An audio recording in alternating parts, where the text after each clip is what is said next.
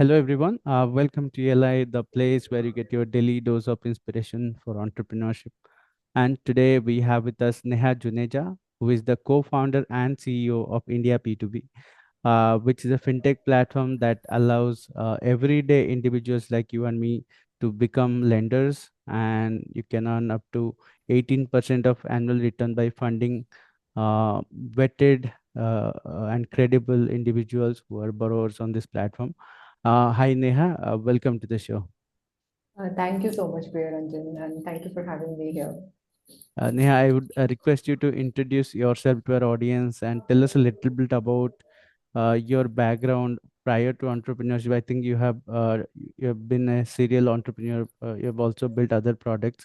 So tell us a little bit about your journey prior to building India P2P.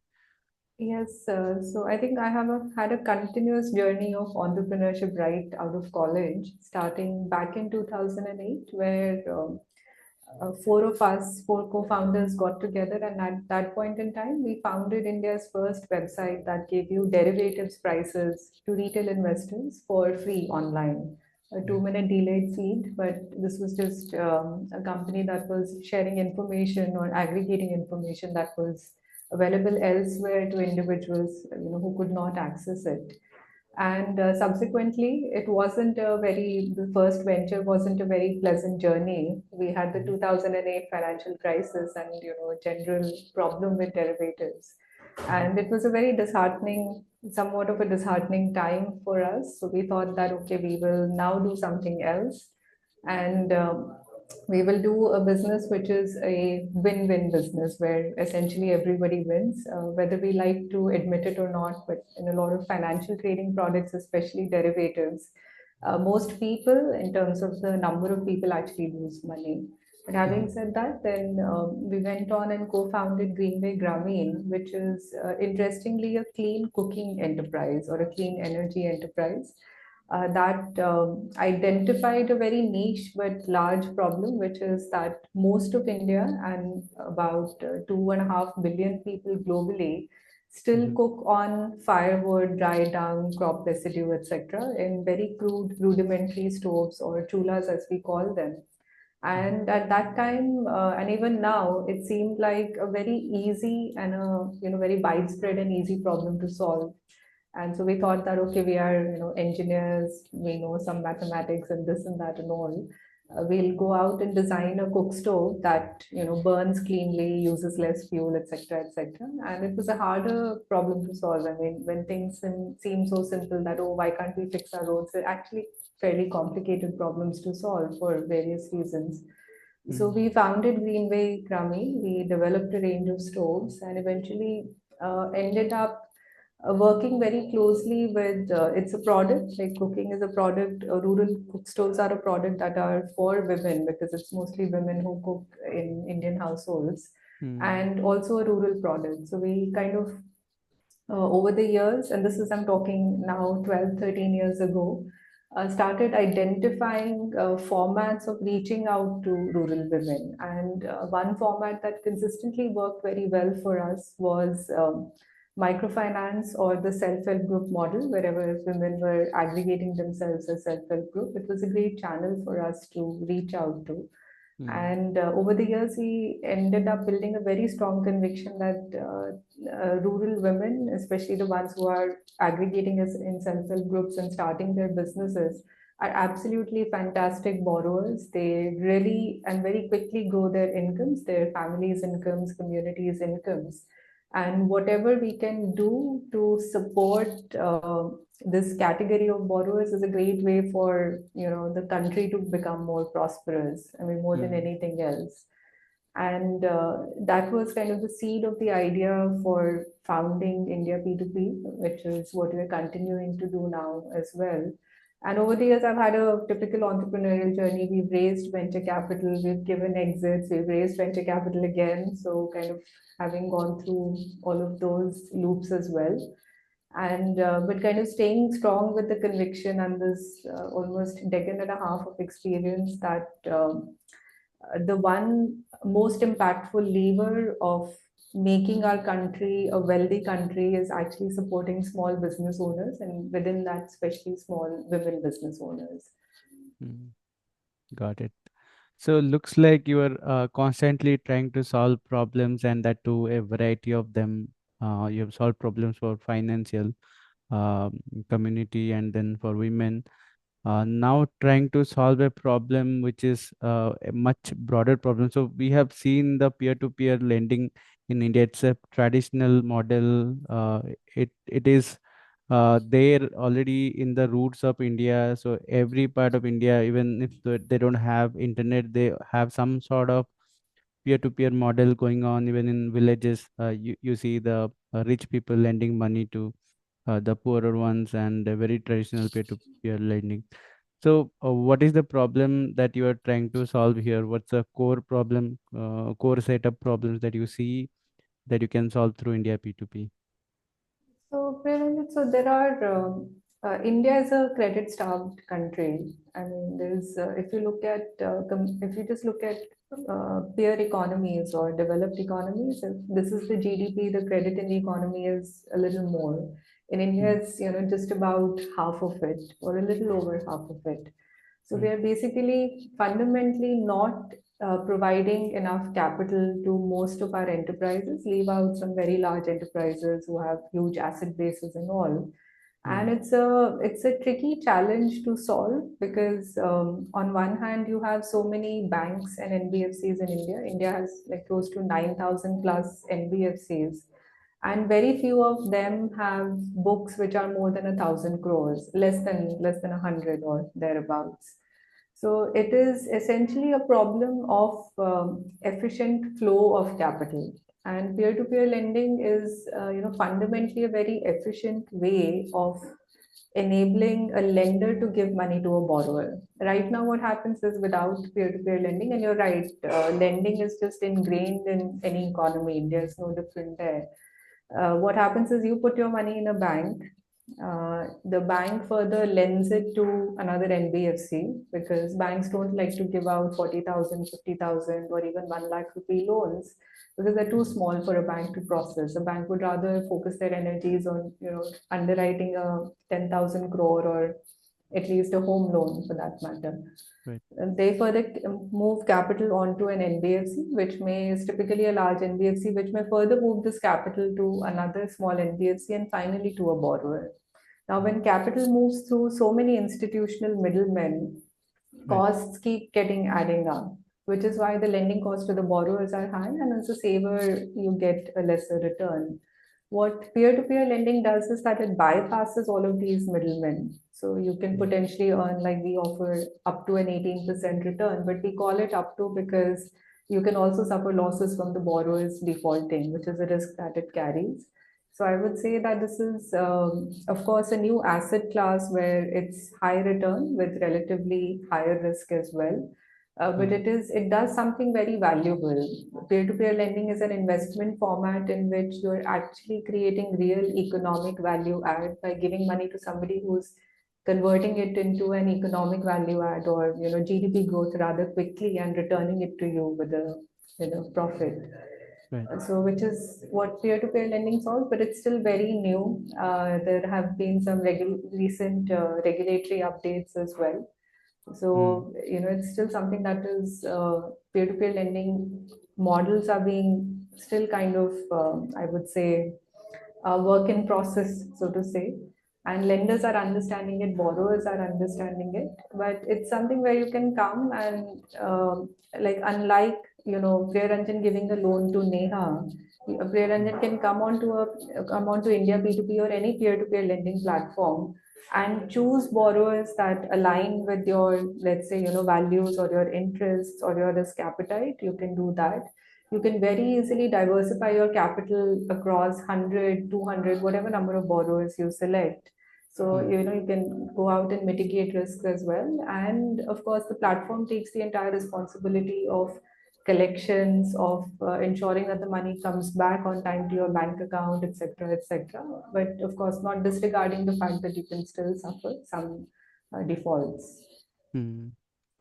So curious to know what happens when somebody defaults, because in the traditional banking model and even in NBFC model, there are other entities involved. In case somebody defaults, they will put some pressure to the borrower to repay the finance, or there are other methods to reconstruct the asset in case the borrower becomes bankrupt. So what are such mechanisms in place in a P2P model? So the mechanisms are almost identical to what you have in a bank or an NBFC, because P2P platforms are also NBFCs. There are a special category of NBFCs called NBFC P2Ps, and all P2P platforms must be registered or approved by the Reserve Bank of India before and as they run operations.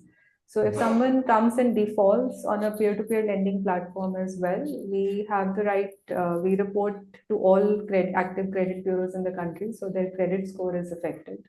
mhm, We can engage in going and asking them for collections or a collection agency, and we can also take legal action against the borrowers. But I have to qualify this that what happens in NBFCs and banks as well. If you read any bank's annual statement or an NBFC's annual statement, there are some borrowers you're unable to recover from, mm, because they've gone bankrupt. There's a, the borrower is deceased, or could be X number of factors, something even like COVID, like something like COVID, you really can't go out and recover a bulk of your defaulting from a bulk of your defaulting borrowers. right. So in that cases, also all institutions have to write off some of the loans, and which is why in P2P we technically don't write off, because we can't write off. It's the lenders who own those assets, the Mm, individual lenders.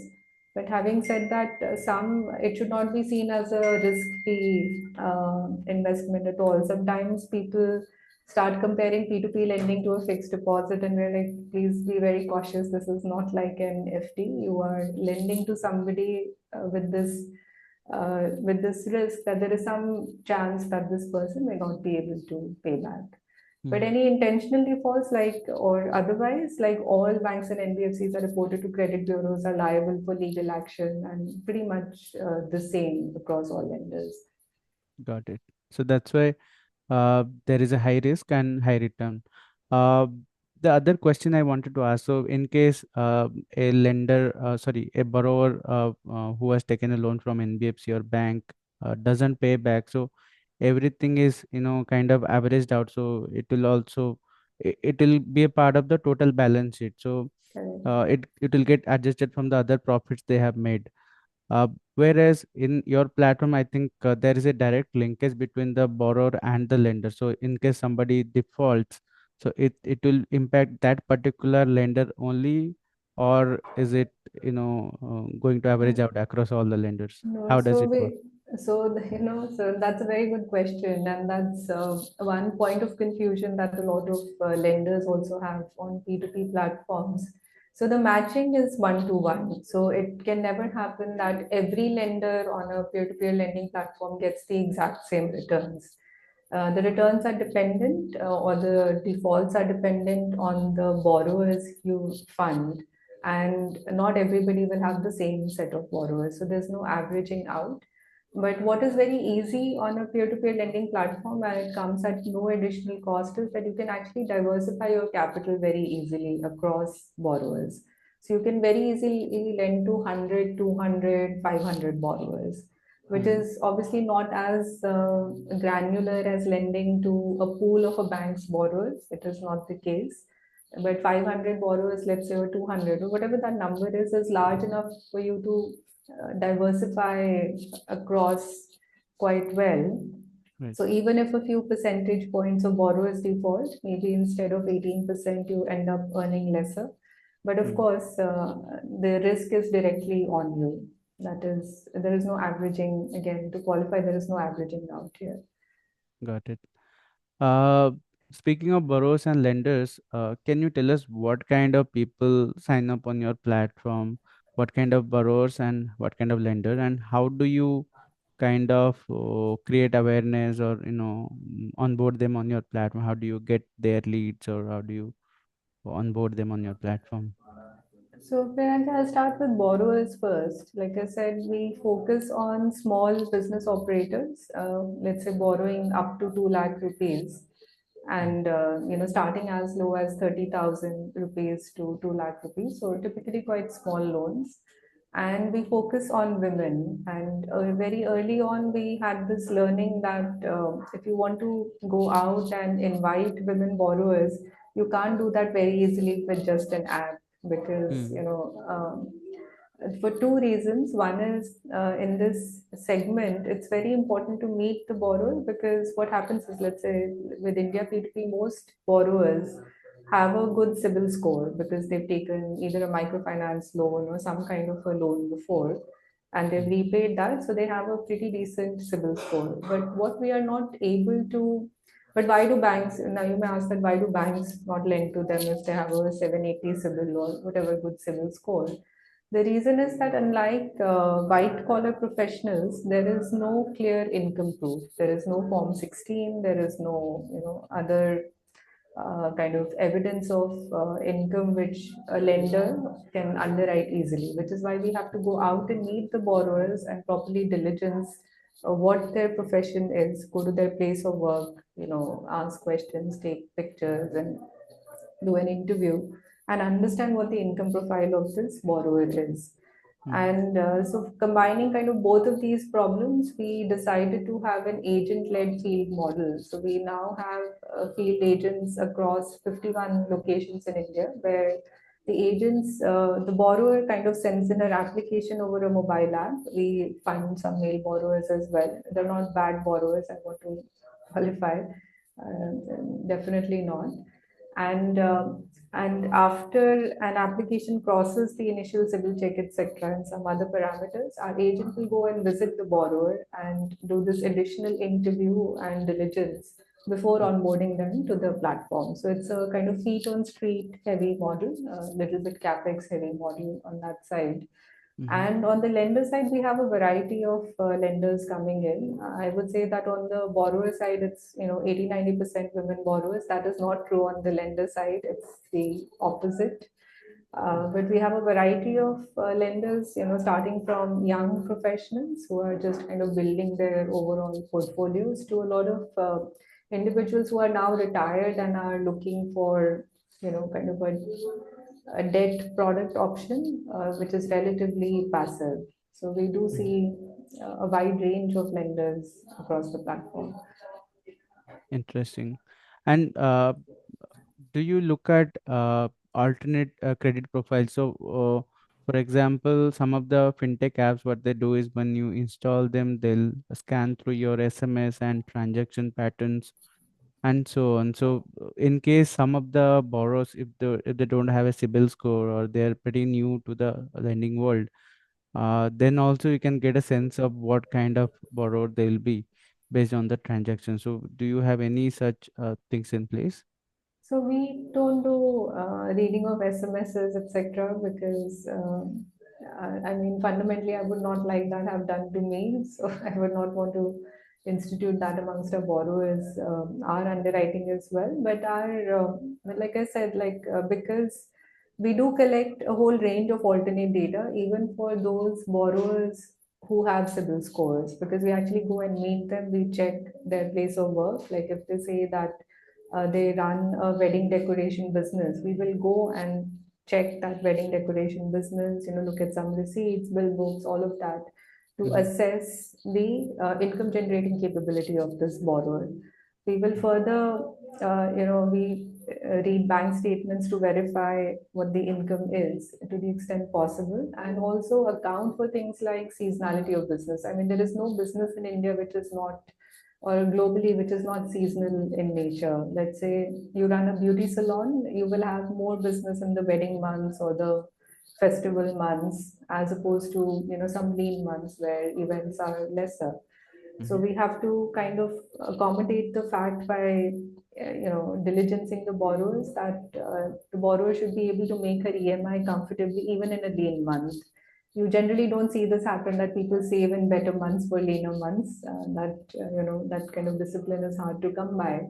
it's hard to do for anybody. So kind of factoring in those kinds of things as well. But like would say our alternate data collection and underwriting is more Bharat focused as opposed to more as opposed to focused on those individuals who would already have a very widespread digital profile. Got it. The other question I wanted to ask was around women. So you primarily target the women who are underserved financially. They have lesser credit profile compared to men, but whereas they also have higher credit worthiness. So in case you lend out a loan to a woman, she has a higher chance to pay back compared to men. So what do you think women are so much underserved in our society or in our country? I wish it's a very good question, and I wish I had a very targeted answer to it. Then we would be able to solve this problem. But there is this, when it comes to women, we don't follow the data. We somehow just tend to ignore the data. So and I am not saying this, if you look at any credit bureau score, like TransUnion Civil comes out with a report every year or thereabouts, and almost every year the report mentions that women in India have higher civil scores than men, which means they're more likely to pay back. And yet, if a woman has, 100 rupees in the bank account, in her bank account, the bank will maybe give her a 25 rupee loan, whereas for a man, that value would be around 70 rupees. So even though she has a higher credit score, etc., we just don't for reasons of bias, for also reasons that sometimes women find it harder to come forward and seek capital. We don't fund our women. Indian women are just not funded well enough. We don't give them the credit they deserve. And Hmm. there are various ways to attack this problem. The way that we have chosen is just have a very clear focus and a sourcing process that makes it easier for women to apply to loans. Women are less likely to get on their scooters and drive to an NBFC's branch. So, which is why they can, push in an application to us online, and then we'll come and do the rest of the activity at your place of work. So you don't have to move. You have maybe have children to take care of or other things, but we just make it very easy for you. And of course, there are some very basic biases that need to be removed on the lender's side, and Hmm. that is also kind of awareness we are building. And whenever I get a chance, I like to speak that some many large banks in this country and large lending institutions in their processes have a bias inbuilt. Like they will ask for, if a woman applies for a loan, they will ask for the husband's or a male family member's no objection certificate. Hmm. Men don't need a no objection certificate from their wife when they apply for a loan, but the reverse is almost always asked for in some shape or form, which is just way behind the times. It is totally unnecessary today. And I've even seen some underwriting algorithms which score you less if you're a woman or a different gender as opposed to if you're a man, which is again not following the data when it comes to women borrowers. Got it. Uh, I read this messaging 18% up to 18% return. So just wondering why there is a cap on 18%. Can you not go beyond 18%? How did you come up with that number? So we that number is a calculated number. So we lend at slightly higher than 18%. Then of course we are a business, so we have to deduct a fee of our own as well. So we do deduct a fee, and after that fee, if in your portfolio of selected borrowers, if there are no delays or defaults, you will get an 18% return. Hence up to 18%. If Mhm. there are some defaults, then you will earn less than that.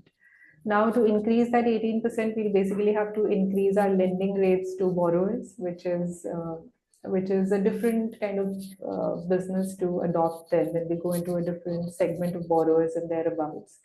Mhm. But we are very clear as to the borrower segment we source and bring onto the platform. And there, whether you like it or not, this is the interest pricing that works for both borrowers and lenders. Is there any regulatory cap on how much you can charge to the borrowers? Like, what is the maximum interest rate that you can charge? So there is no regulatory cap as per the law, but there is of course regulatory guidance from time to time that you can't just charge any random usurious interest rate out there, because what Mm. also happens is that there is a fair bit of informal lending that happens in India, and Mm. a lot of people, let's say I run a fruit cart, a fruit stall, I buy inventory every morning, and it really doesn't, and I need to run my business today, so I need capital. Sometimes I'll just say yes to a very high interest rate as well, but that doesn't mean that you exploit this, kind of need of the borrower. Mm. So there is no limit as such, but of course, our borrowers generally have like I said, they've borrowed before they have a civil score. So if we start charging them a higher interest rate, they'll simply go to another lender, Mm. or at least will try to go to another lender. So, or the next time they will not borrow from us, which is also not something that you want. You engage a borrower and then maybe they take a loan and then a year later they want to take another loan. You want to be the lender for that loan as well. Mm. So we will not see them in a second cycle if our interest pricing is not competitive. Got it. The reason I was asking this question was our regulators have been a little conservative on the new Mm. age fintechs like peer-to-peer, crypto, and they have also shut down many other companies, or at least their lending models, because it was too aggressive or too invasive for the Indian consumer mindset. So, what did you say on that? Like, what do you strike balance between being aggressive on the Indian market and not lending too much at too little risk or too little securities backing it up? So what I would say is that there is, there in kind of the digital lending space, especially, there's a lot of greed to lend to borrowers who are looking for a loan. What typically tends to also happen is that sometimes products are not clearly marketed as a loan. Like I think I have a fundamental kind of dissonance with the zero cost EMI model as well, because it is not Hmm. zero cost. It in no way, shape, or form is a zero cost model, but even banks kind of go on and sell it as a zero cost EMI, which it isn't. And there are lots of borrowers, like we've also, seen borrowers in our portfolio or in our sourcing practice that they have a loan and they don't even know that it's a loan. It's a loan from a coaching agency, which they thought was a one time fee, but they haven't realized that it's an annual fee that they need to keep paying and it's running as a loan. Hmm. And that has some ridiculous rates of interest or, very high fee or so. But what I want to say is that as long as you make it very clear to the borrower that this is what the offer is, this is what the processing fee is, this is what the penal charges or the interest pricing is, and then let them say yes or no, that's fine. Then it's a match if it matches, it's not if it doesn't. But a lot of times, borrowers are simply not aware of the overall cost that they're paying on a product, Hmm. on a financial product. Got it. And all financial institutions, in some way or the other, are guilty. Whether you're buying insurance, whether you're buying some other product, even sometimes investments, where you realize the fee only later. Uh, it's I think there's a need for transparency all across. Right, right. And I think Indian market has been not very transparent around that. Uh, And Another again, question. Yeah, go. I just wanted to also, it's a little bit of a fact because it's a little boring to read all the fine print, and which is why the regulator has been pushing for things like a key fact statement, where let's say the loan fine print is different, but a key fact statement at least gives you all the costs in an easily readable manner. So I mean, at least those things are in place. Got it. And I was reading about this. So lately, the defaults, number of defaults or quantum of defaults have been increasing in the current financial year. And I think last year's narrative was India is a underserved credit market, so there is a lot of hunger for credit, but it is not served well. There is a lot of room for adding extra credit to Indian market. A lot of people who are requiring credit but do not have either credit profiles, or for multiple reasons they are not getting the access to credit. But I think this year's narrative is too much credit now, people are not paying back. So what do you infer about Indian market and where it is heading towards in terms of credit worthiness, or credit hunger, and any other terms that you can relate to? So there are kind of two perspectives to look at this from. One is that, debt, there are always cycles in debt. So what typically, I mean, a very simple way to explain this would be that, let's say you are a bank and I am a factory owner. Let's, to simplify the example, you give me a loan and I'm paying it back on time. My, financials are quite okay, all right. And then as a lender, you think that, okay, I can give more loan to Neha, then I'll make more return because she's already doing so well. And at some point, it becomes that Neha has too much loan that now she is not able to pay back properly. She is over indebted. So you see cycles of, enthusiasm leads to over lending, and then, there's a cycle of the reverse. So we are kind of somewhere in that debt cycle. Of course, I'm not an economist to project exactly where we are, but you see cycles in debt. And it is true that there is definitely some overlending stress that has happened, and now we'll see, kind of constriction of capital happen as well. Hmm. But it's, if you take a kind of wider view of it, it is just part of the cycle. But what can be worrying is that uh, as an economy, we need to see incomes across all wage groups grow. Hmm. We have seen some stagnation of income across a number of real income, which is kind of, accounting for inflation, etc. Stagnate across certain segments, and that if you have overexposure to those segments as a lender, then that is a little problematic. Got it. So you have now good experience into the fintech domain. You have built two ventures into fintech now. What do you think are some of the areas for other entrepreneurs to explore who are listening to us? They're also maybe looking out for opportunity to build a venture. What do you think are some of the problem statements which are worth solving now? Nobody is solving in the finance domain. So there is one specific problem that I think is going to be a big challenge for India, which is solving for pensions. I Mhm. think at in some time from now, India, especially a lot of Indians who are young right now, will stare at a pensions crisis Mhm. because the world is changing. With how many fruitful jobs remain 10, 20, 40 years down the line is a bit of a question mark because of AI and so many other things happening.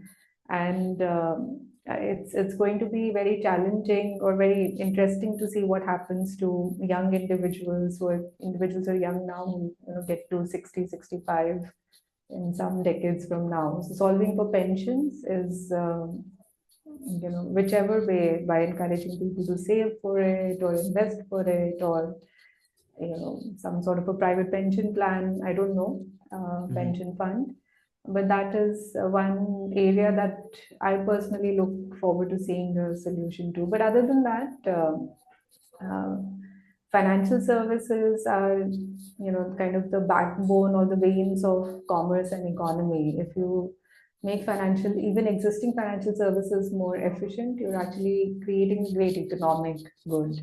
So there's just more that can be done every day. Hmm. Okay. My final question before we close the session. For all these years of entrepreneurship, what have you learned about entrepreneurship? How would you define the term entrepreneur, or who would you say is an entrepreneur? I think that is, I think others have answered that question better. Yes. But I'd say that, and being an entrepreneur is, of course, building something new and building it with the ambition of making it, scalable and almost a legacy of yours. So I think most entrepreneurs out there are building something to kind of, as with the ulterior motive of also building their legacy. And yeah, and India is a great place to build. We have so many problems, hence so many opportunities, and so many problems that you can solve to actually create a very positive, not just national but global impact. Yeah, I think that's so true. Thanks for joining us, Neha. It was a pleasure to have you on our platform, and I think we got a lot of insights on peer-to-peer lending and the fintech world. Thanks for sharing that, and I wish the best for the fintech platform that you're building. Thank you, Priyanjan. Thank you. Thank you.